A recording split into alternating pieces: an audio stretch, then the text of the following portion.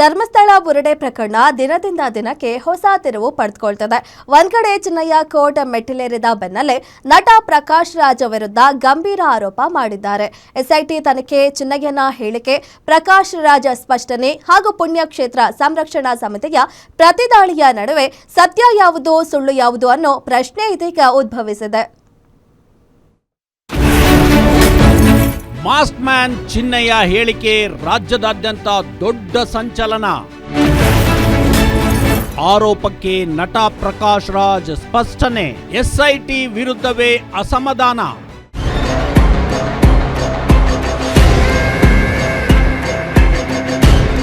ಧರ್ಮಸ್ಥಳದ ಸೌಜನ್ಯ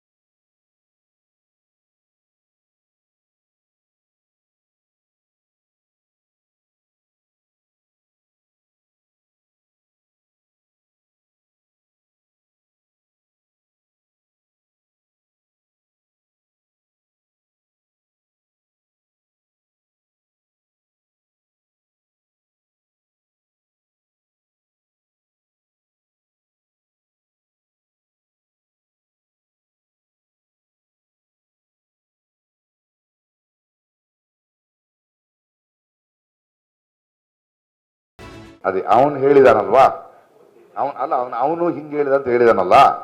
ನಾನು ಹೌದು ಅವನ ಜೊತೆ ಮಾತಾಡಿದ್ರೆ ಏನು ಹೇಳಿದೆ ಅಂತ ನಿಮ್ಗೆ ಹೇಳಿದ್ದೀನಿ ನಾನು. ಹೌದಪ್ಪ, ಊರೇ ಕೊಂಡಾಡೋಂಡ ಅವನ್ನೇ, ಊರೇ ಕೊಂಡಾಡುತ್ತೆ, ನಾನೇ ಬಂದು ನಿನ್ನ ಅಪ್ಕೊಳ್ತೀನಿ ಅಂತ ಹೇಳಿದ್ದು ನಿಜ ಅಂತ ಹೇಳಿದ್ದೀನಿ. ನೀವು ಇದನ್ನು ಕೇಳ್ಕೊಳ್ಳಿ, ಅದನ್ನು ಕೇಳ್ಕೊಳ್ಳಿ. ನಾಳೆ SIT ಅವ್ರು ಬಗರಿತಾರೆ, ಅವಾಗ ನಿಜ ಹೊರಗಡೆ ಬರುತ್ತೆ. ಯಾವ ಕಾಂಟೆಕ್ಸ್ಟ್ ನಲ್ಲಿ ಹೇಳಿದ್ರೆ ನನಗೆ ಹೆದರಿಕೆ ಆಗ್ತಿದೆ ಸರ್. ಸತ್ಯ ಹೇಳಿದ್ರೆ ಏನು ಆಗಲ್ವಾ ಸರ್ ಅಂದಾಗ, ಸತ್ಯ ಹೇಳಿದ್ರೆ ಊರೇ ಕೊಂಡಾಡುತ್ತೆ ಕಣೋ, ಕಾಯ್ತಾ ಇದಾರೆ, ನಾನೇ ಬಂದು ನಿನ್ನ ಅಪ್ಕೊಳ್ತೀನಿ ಕಣೋ, ಮೊದ್ಲು ಹೋಗಿ ಹೇಳು ಅದು ಸತ್ಯ ಅಂತ ಗೊತ್ತಾಗ್ಲಿ ಅಂತ. ಇದ್ರಲ್ಲಿ ಧರ್ಮಸ್ಥಳ ಎಲ್ಲಿಂದ ಬಂತು? ಇಲ್ಲ, ಆದ್ರೆ ಹೋಗಿ ಹೇಳು ಅದು ಸತ್ಯ. ಆದ್ರೆ ಈಗಲೇ ಬಾ, ನೀನ್ ಹೇಳಿದ್ದೆ ಸತ್ಯ, ನಾನೇ ಕರ್ಕೊಂಡು ಹೋಗ್ತೀನಿ ಅಂತ ಹೇಳಿಲ್ಲ ನಾನು. ಹೋಗಿ ಹೇಳು. ಒಂದು ಕಡೆ ಪ್ರಕಾಶ್ ರಾಜ್ ಪ್ರೆಸ್ ಮೀಟ್ ಮಾಡಿ ಸ್ಪಷ್ಟ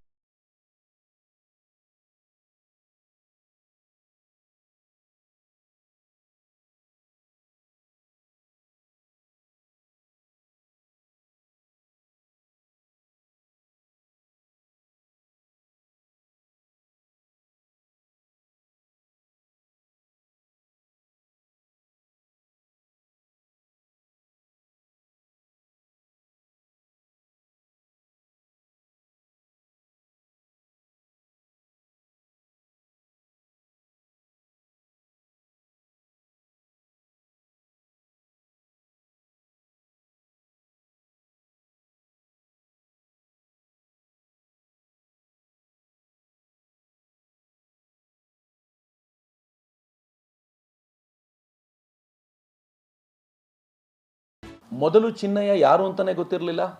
ಯಾರು ಅಂತ ಗೊತ್ತಿಲ್ಲದೆ ಹೋದಾಗ ಆತನ ಹೇಳಿಕೆಯ ಮೇಲೆ ಒಂದು SITನೇ ರಚನೆ ಮಾಡಿದಿರಿ. ಈಗ ಚಿನ್ನಯ್ಯ ಯಾರು ಅಂತ ಗೊತ್ತಿದೆ ಎಲ್ರಿಗೂ. ಚಿನ್ನಯ್ಯ ಏನ್ ಮಾಡಿದ ಅಂತ ಗೊತ್ತಿದೆ.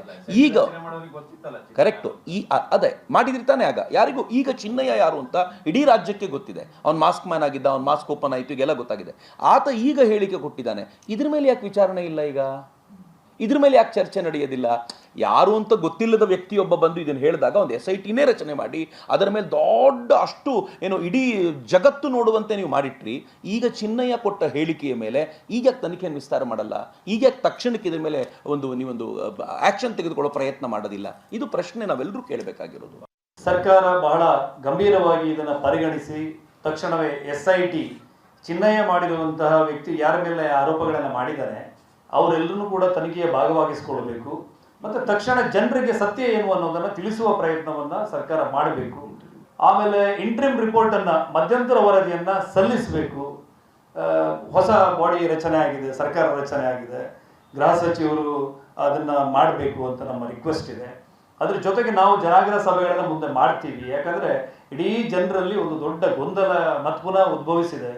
ಅದಕ್ಕೆ ಸರ್ಕಾರ ಅಷ್ಟರ ಒಳಗಡೆಯೂ ಕೂಡ ಏನು ಸ್ಪಂದಿಸಿಲ್ಲ ಅಂತ ಹೇಳಿದರೆ ನಾವೊಂದು ನಿಯೋಗವನ್ನು ಮಾಡ್ಕೊಂಡು ನಮಗಿರೋದು ಅಷ್ಟೇ ದಾರಿ, ಒಂದು ಜನರ ಮುಂದೆ ಹೋಗೋದು ಮತ್ತು ಆಡಳಿತಾತ್ಮಕ ವ್ಯವಸ್ಥೆಯ ಮುಂದೆ ಹೋಗೋದು. ಇದು 200 ಕೋಟಿ 100 ಕೋಟಿ ಅಂತ ದೊಡ್ಡ ದೊಡ್ಡ ವಿಚಾರಗಳು ಇಲ್ಲಿ ಬರ್ತಾ ಇದೆ.